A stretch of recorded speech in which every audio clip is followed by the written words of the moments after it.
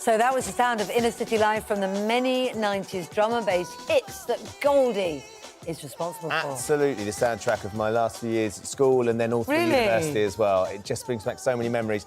He's celebrating more than 25 years in music. I can't believe it's 25 years. Incredible, isn't it? Having already made a name for himself on the big and small screen, as well as conducting the world, he's back with his brand new album, and lovely to have him here this morning. Morning to you. Good morning. See you. Good to see you again. 25 years, Goldie. I know. Where's that gone? Where's it gone? Where has it gone?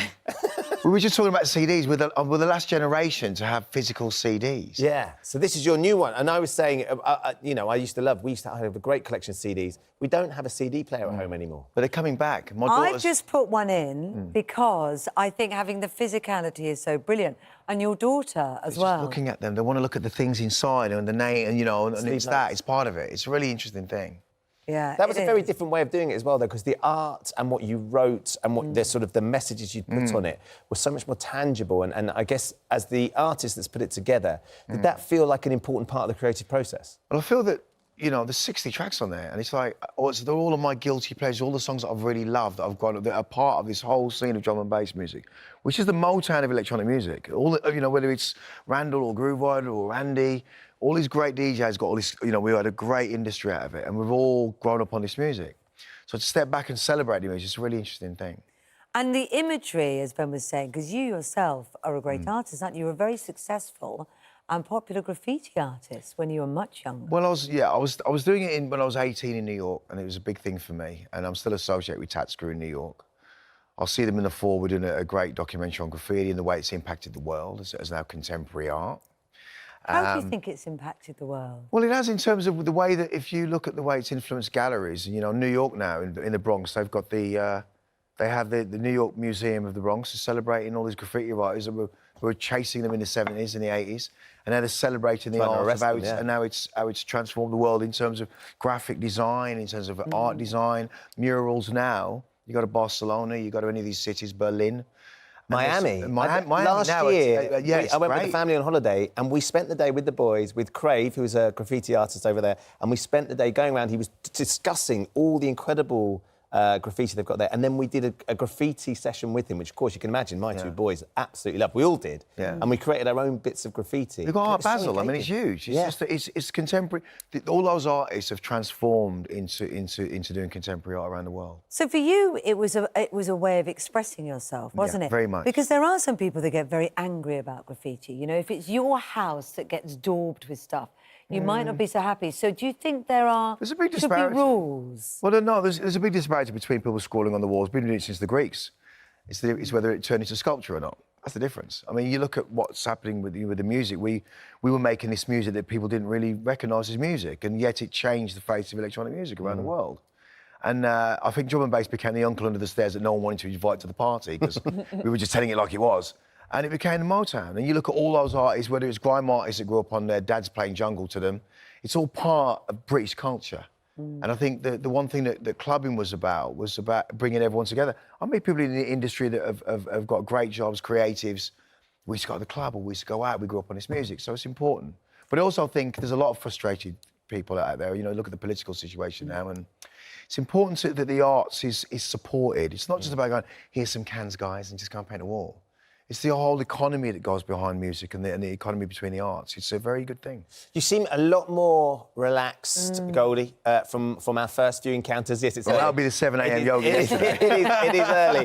But I was fascinated to see that you've sort of engaged with yoga in a way that has genuinely changed your... I didn't expect that. I didn't see that one coming. But I've got so many amazing yogis that are brilliant people that have come through the club system, or, you know, people that had a really difficult time with trauma.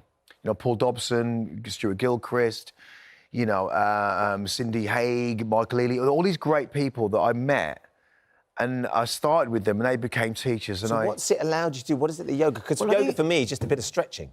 That's how I see it. Well, it essentially is, but I think the mindset of it is having a practice where you've got all this physical stuff to do whilst trying to keep your mind right, and it just levels me out, man. You know, I think any kid that suffers with trauma has a crunched up piece of paper in their heads, their brain. When you take it out and you fold it and you iron it, you see all of the lines of what they've experienced, but it's still flat. And I think the idea of, we have a gym box on Thursday with, this Seeds program of getting young people out to come and do yoga. Because I think there's a disparity between people in the urban environment that can't afford it. So give up some free space, man. It's not, you're not losing any money. Get some young people on the mat. My daughter, when she was going through a hard time 5 years ago now, I said, come to yoga with me. Oh, Dad, come on. And she went, she felt amazing. She came out and she started crying. It's the most amazing I've ever felt. It's fascinating. And it's important. I think it's because important. if you thought of some youngsters that are maybe finding themselves, as you say, you could have easily, you had a tough childhood, and you could have easily, I think you said, ended up in prison or Well, dead. my boy Jamie, God bless him, he's a big man now. But, he got taken at a really early age. 2 mothers lost their sons. And, you think about that and you think about what United Borders are doing now, trying to get, this boss to go around and get these kids into music and do stuff. We're in a very hostile environment coming up because they look up at the politics and go, if they're messing around, they can't sort it out. What hope is it for us? So I think of anger. A lot of anger, and you can't just go just arrest them and throw them away, and that's the problem, that we're not going to the source of the matter. And I think you've got to get in there at an early age. Well, you've gone back to the source with this, haven't you? Well, You've gone music. back to your absolute music, inspiration. It's where I started. I love it. Can you remember your first album? It's National Album Day today, so it's a good time to come on and talk about your new album. Can you remember the first one you ever got? Well, the first album I ever bought was The Stranglers, Ratus Norvicus. Believe it or not, it was a punk album. Really? The second one I bought was, I think, Steel Pulse. I'm not Aswad. So this is the Stranglers, this is it? Yeah.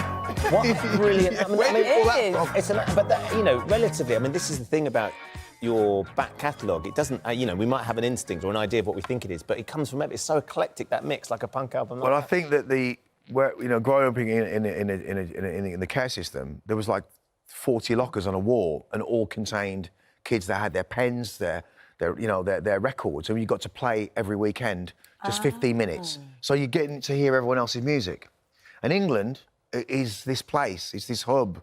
It's National Album Day on Saturday. Yeah, we're down at yeah. Rough Trade. I'm signing a few albums, and I'm going to go down there and mix it up a little bit and get to see all these people that kind of love the music. And even from the gig we did on Saturday, Printworks, you've got people that are in their 40s and 50s, and you've got young kids who are 18. Yeah. Listening to this music. Their fathers and mothers grew up all connected through that. All connected through the music. It's a wonderful amazing, thing, isn't it? Do you remember your first album, Kate?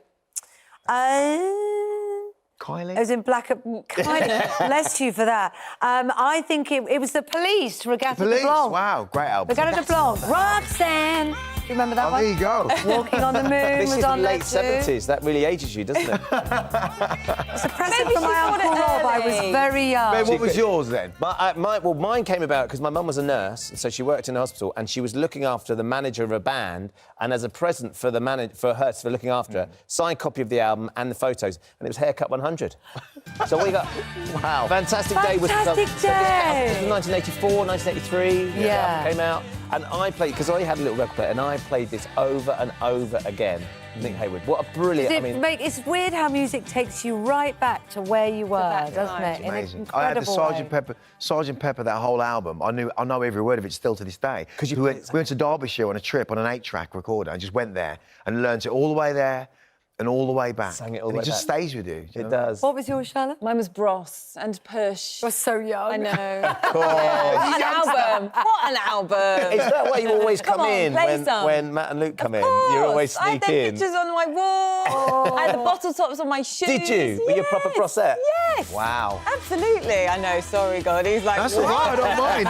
If someone's got my poster on the wall, I'm just going to be running out the room. I don't want any part of that. Look, it's lovely to see you. Best of Great, luck. quick to see you Yeah. so happy. And Good enjoy luck with National this. Album Day You have got tomorrow that as well. haircut 100. Haircut You know, 100, see? it's a little weird bit how there. these things go in and come out in certain ways, isn't it? And you've got the haircut. Definitely, always stays with me.